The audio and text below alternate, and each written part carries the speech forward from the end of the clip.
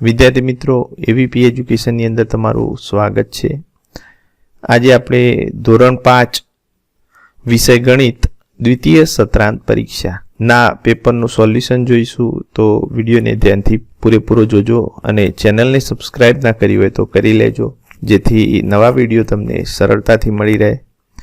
પ્રશ્ન 1, નકશાના આધારે પ્રશ્નોના જવાબ આપો। તો અહીંયા વિદ્યાર્થી મિત્રો એક નકશો આપેલો છે જેની અંદર 4 દિશાઓ દર્શાવેલી છે અને અંદર પંચાયત ઓફિસ, ટાવર, દુકાન, ચાની દુકાન, અલગ અલગ દુકાનો, શાળા, બગીચો એ દોરેલું છે। હવે આ નકશા ઉપરથી આપણે પ્રશ્નોના જવાબ આપવાના છે। તો એમાં પહેલો પ્રશ્ન છે, પોસ્ટ ઓફિસથી પશ્ચિમ દિશામાં શું આવેલું છે?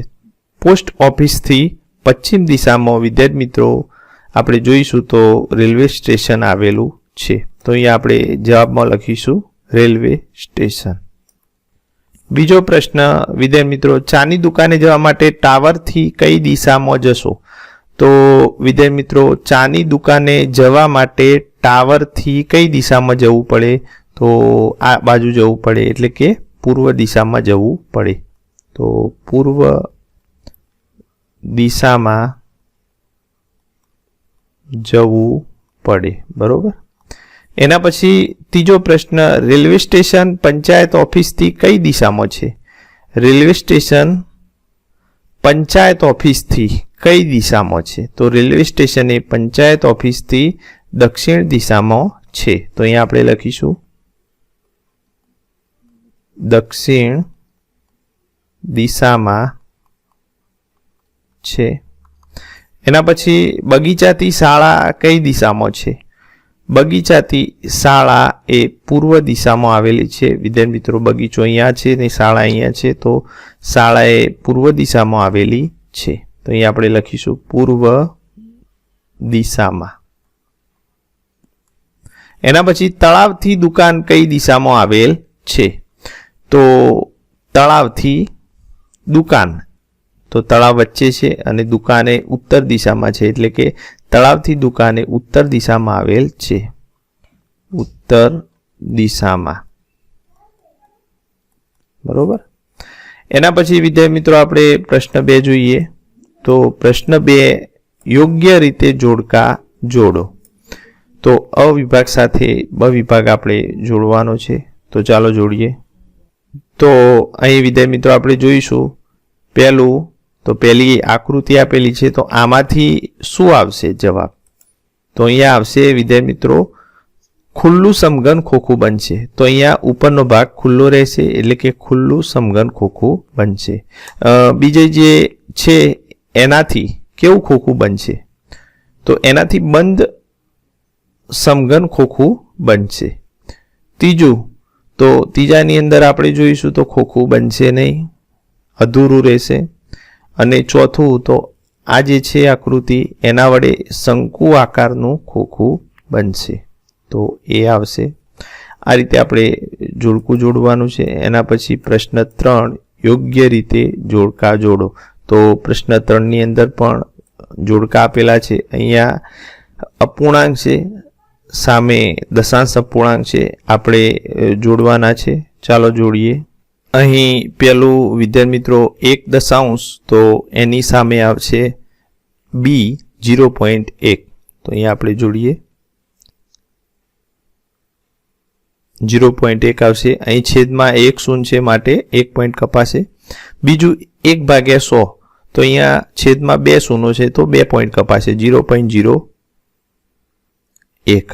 એના પછી ત્રીજું 1/2 એટલે અડધું કહેવાય, અડધું દશાંશ અપૂર્ણાંકમાં આપણે લખીશું તો 0.5।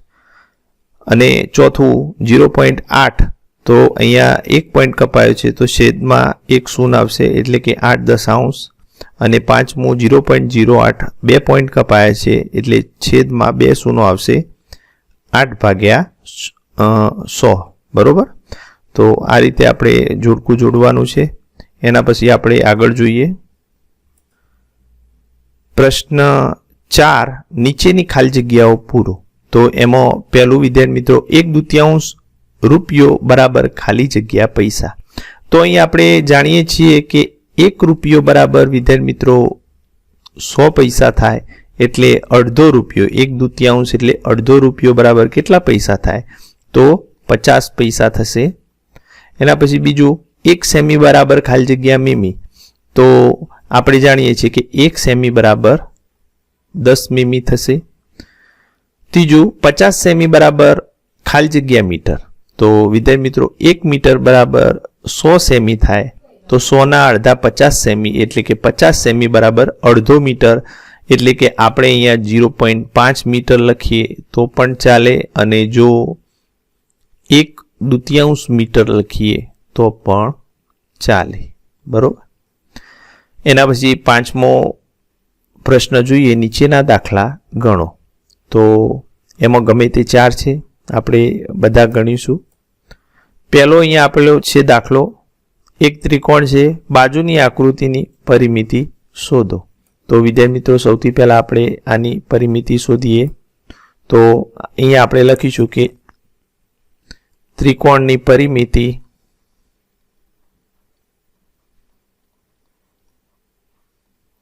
બરાબર તેની બધી બાજુઓના માપનો સરવાળો. બરોબર. તો એ આપણે તેની બધી બાજુઓના માપનો સરવાળો કરીશું. તો 15 + 10 + 13.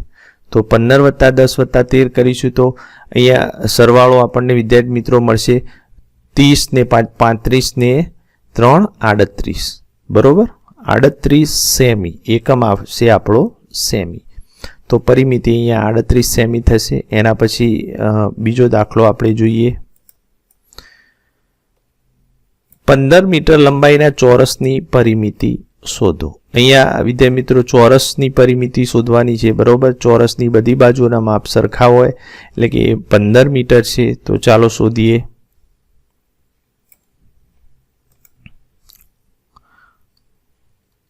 ચોરસની બાજુનું માપ બરાબર 15 મીટર છે. માટે અહીંયા આપણે લખીશું ચોરસની પરિમિતિ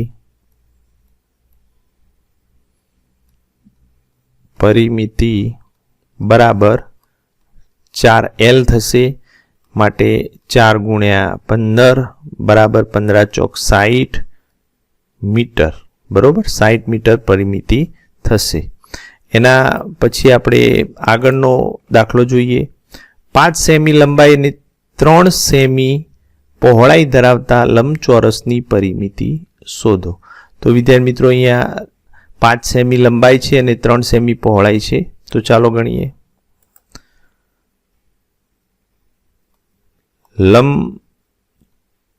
લંબચોરસની લંબાઈ 5 સેમી, પહોળાઈ 3 સેમી. હવે આપણે એની પરિમિતિ શોધીએ. લંબચોરસની પરિમિતિ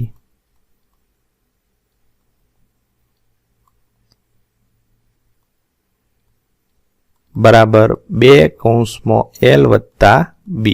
આમ તો બધી બાજુના માપનો સરવાળો જ થાય, પરંતુ એનું સૂત્ર 2 / L + B થાય. એટલે આપણે લખ્યું તો 2 L એટલે લંબાઈ 5 સેમી, પહોળાઈ 3 સેમી, 5 ને 3 8, 2 × 8 તો 8 × 16 સેમી પરિમિતિ થાય લંબચોરસની. બરોબર. એના પછી આગળ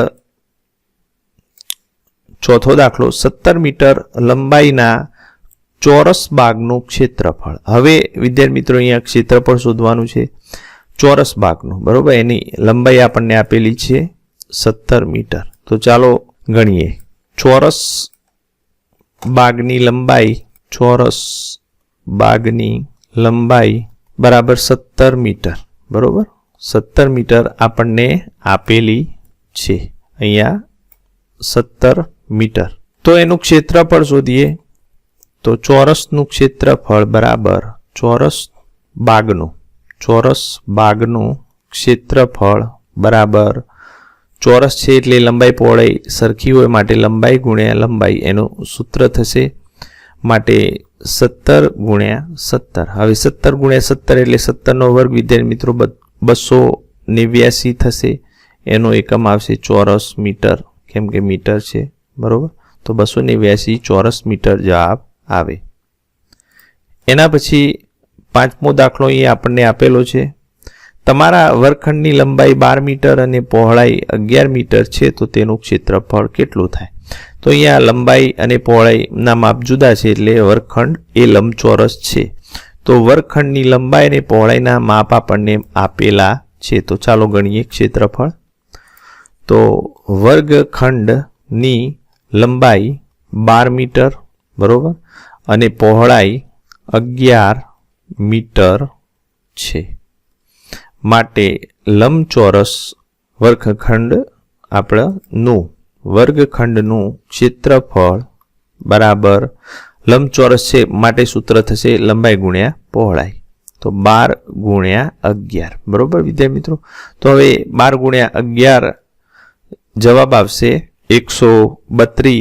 તો માટે અહીંયા આપણે લખીશું 132 ચોરસ મીટર બરોબર. એના પછીનો પ્રશ્ન આપણે જોઈએ, પ્રશ્ન 6. અમી વિદ્યાલયના ધોરણના વિદ્યાર્થીઓને ગમતા પાલતુ પ્રાણીઓના આલેખ પરથી નીચેના પ્રશ્નોના જવાબ આપો. તો વિદ્યાર્થી મિત્રો અહીંયા આપણે આલેખ પરથી પ્રશ્નોના જવાબ આપવાના છે. તો ચાલો આપીએ. પહેલો પ્રશ્ન વિદ્યાર્થી મિત્રો, સૌથી વધુ ગમતું હોય તેવું પાલતુ પ્રાણી કયું છે? તો વિદ્યાર્થી મિત્રો અહીંયા અલગ અલગ પાલતુ પ્રાણીઓ આપેલા છે આલેખની અંદર. બિલાડી, કૂતરો, ગાય, બકરી, સસલું. અહીંયા વાયએક્સ ઉપર વિદ્યાર્થીઓની સંખ્યા આપેલી છે કે કેટલા વિદ્યાર્થીઓને આ પાલતુ પ્રાણીઓ ગમે છે. તો બિલાડી છે એ 30 વિદ્યાર્થીઓને ગમે છે, અહીંયા આપણે જોઈ લઈશું. કૂતરો એ 20 વિદ્યાર્થીઓને ગમે છે. ગાય એ 25 વિદ્યાર્થીઓને ગમે છે. બકરી આપણે જોઈશું તો 10 વિદ્યાર્થીઓની પસંદ છે. એના પછી સસલું એ 40 વિદ્યાર્થીઓને પસંદ છે. તો હવે આના ઉપરથી આપણે જવાબ આપીએ કે સૌથી વધુ ગમતું હોય તેવું પાલતુ પ્રાણી કયું છે? તો જવાબમાં આવશે સસલું બરોબર. સસલું એ સૌથી વધુ બાળકોને ગમે છે. બીજું, કેટલા વિદ્યાર્થીઓને કૂતરો ગમે છે? તો અહીંયા આપણે જોઈશું કે 20 વિદ્યાર્થીઓને કૂતરો ગમે છે. તો 20 વિદ્યાર્થીઓને. એના પછી ત્રીજું, સૌથી ઓછું ગમતું હોય તેવું પાલતુ પ્રાણી કયું છે? તો વિદ્યાર્થી મિત્રો સૌથી ઓછું ગમતું હોય એવું પાલતુ પ્રાણી બકરી છે. એના પછી ચોથો, કેટલા વિદ્યાર્થીઓને બિલાડી વધુ પસંદ છે? અહીંયા 30 વિદ્યાર્થીઓને બિલાડી પસંદ છે. તો અહીંયા આપણે લખીશું 30 વિદ્યાર્થીઓને. પ્રશ્ન અધૂરું છે વિદ્યાર્થી મિત્રો. કેટલા વિદ્યાર્થીઓને બિલાડી વધુ, પણ કોનાથી? તો એ અધૂરો છે એટલે આપણે એમાં લખી દઈશું 30 વિદ્યાર્થીઓને. પાંચમો, ગાય કરતાં સસલું પસંદ કરતા વિદ્યાર્થીઓની સંખ્યા કેટલી વધુ છે? ગાય કરતાં સસલું પસંદ કરતા. તો ગાય 25 વિદ્યાર્થીઓની પસંદ છે અને સસલું એ 40 વિદ્યાર્થીઓની પસંદ છે. તો ગાય કરતાં સસલું પસંદ કરતા વિદ્યાર્થીઓની સંખ્યા કેટલી વધુ છે? તો વિદ્યાર્થી મિત્રો એ આપણે જોઈશું 40માંથી 25 બાદ કરીશું તો 15 આવશે. તો 15 વિદ્યાર્થીઓને બરોબર. એના પછી વિદ્યાર્થી મિત્રો આપણે પ્રશ્ન 7 જોઈએ. નીચેના દાખલા ગણો. તો એમાં પહેલો છે, હેતરાજનું હૃદય 1 મિનિટમાં 72 વખત ધબકે છે તો એ 1 કલાકમાં કેટલી વખત ધબકશે? વિદ્યાર્થી મિત્રો 1 મિનિટમાં 72 વખત ધબકે છે તો 1 કલાકમાં કેટલી વખત ધબકશે? તો એ આપણે જાણીએ છીએ કે 1 કલાક બરાબર 60 મિનિટ થાય. માટે અહીંયા આપણે લખીશું કે 1 મિનિટમાં હેતરાજનું હૃદય 72 વખત ધબકે છે. માટે આપણે કલાકનું શોધવાનું છે એટલે કે 60 મિનિટમાં. 60 મિનિટમાં હેતરાજનું હૃદય 60 × 72 બરાબર આનો ગુણાકાર કરીશું આપણે તો જવાબ મળશે આપણને 4320 4320 વખત ધબકે છે બરોબર। એના પછીનો દાખલો આપણે જોઈએ કે રઘુભાઈ 62 રૂપિયે પ્રતિ લીટરના ભાવે 215 લીટર દૂધ વેચે છે તો તેમને કેટલા રૂપિયા મળશે। તો વિદ્યાર્થી મિત્રો 1 લીટર દૂધનો ભાવ 62 રૂપિયા છે માટે 215 લીટર દૂધનો ભાવ કેટલો થાય આપણે શોધવો પડે। તો ચાલો શોધીએ। 1 લીટર દૂધના 62 રૂપિયા બરોબર રૂપિયા 62 થાય માટે 215 લીટર દૂધના રૂપિયા 215 ગુણ્યા 62 આપણે કરીશું તો આપણને જવાબ મળશે વિદ્યાર્થી મિત્રો 13,330 રૂપિયા બરોબર 13,330 રૂપિયા મળશે। એના પછીનો દાખલો આપણે જોઈએ। રહીમભાઈ એક અઠવાડિયામાં 4,949 રૂપિયા કમાય છે તો તેમની એક દિવસની આવક કેટલી થાય। તો વિદ્યાર્થી મિત્રો એક અઠવાડિયામાં એટલે કે 7 દિવસમાં આટલા રૂપિયા કમાય છે તો એક દિવસમાં કેટલા કમાય બરોબર। તો અહીંયા આપણે ભાગાકાર કરવો પડશે તો ચાલો ગણીએ કે 7 દિવસમાં રહીમભાઈ 4,949 રૂપિયા કમાય છે માટે એક દિવસમાં કમાતા રૂપિયા બરાબર 1 ગુણ્યા 4,949 ભાગ્યા 7। તો હવે 4,949 ને આપણે 7 વડે ભાગીશું તો આપણને જવાબ મળશે 707। તો રૂપિયા 707 એ એક દિવસમાં કમાય છે બરોબર। પ્રશ્ન 8 ની અંદર વિદ્યાર્થી મિત્રો દૂધના એક પાઉચમાં 500 મિલી દૂધ છે તો એના બે પ્રશ્નો આપણને આપેલા છે। પહેલો પ્રશ્ન છે 5 લીટર દૂધ ખરીદવા આવા કેટલા પાઉચ લેવા પડે। તો વિદ્યાર્થી મિત્રો એક પાઉચની અંદર 500 મિલી દૂધ છે બરોબર એટલે કે અડધો લીટર છે તો 5 લીટર લેવું હોય તો આવા 10 પાઉચ ખરીદવા પડે બરોબર। ગણતરી કરીએ તો વિદ્યાર્થી મિત્રો 5 લીટર બરાબર 5000 મિલી થાય કેમ કે 1 લીટર બરાબર 1000 મિલી માટે 5 લીટર બરાબર 5000 મિલી।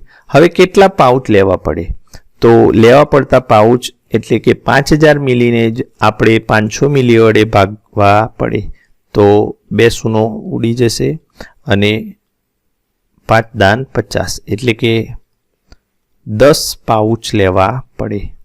એના પછી બીજો પ્રશ્ન છે જો દક્ષ આવા 5 પાઉચ ખરીદે તો કુલ કેટલા લીટર દૂધ થાય।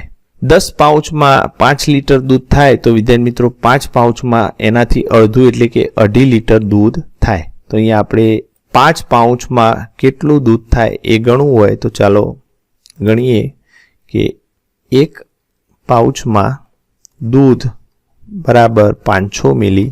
આ બીજો દાખલો માટે 5 પાઉચમાં દૂધ બરાબર 5 ગુણ્યા 500 મિલી તો 5 ગુણ્યા 500 એટલે 2500 મિલી દૂધ થાય અને 2500 મિલી એટલે વિદ્યાર્થી મિત્રો 2.5 લીટર દૂધ થાય એટલે કે 2.5 લીટર દૂધ થાય।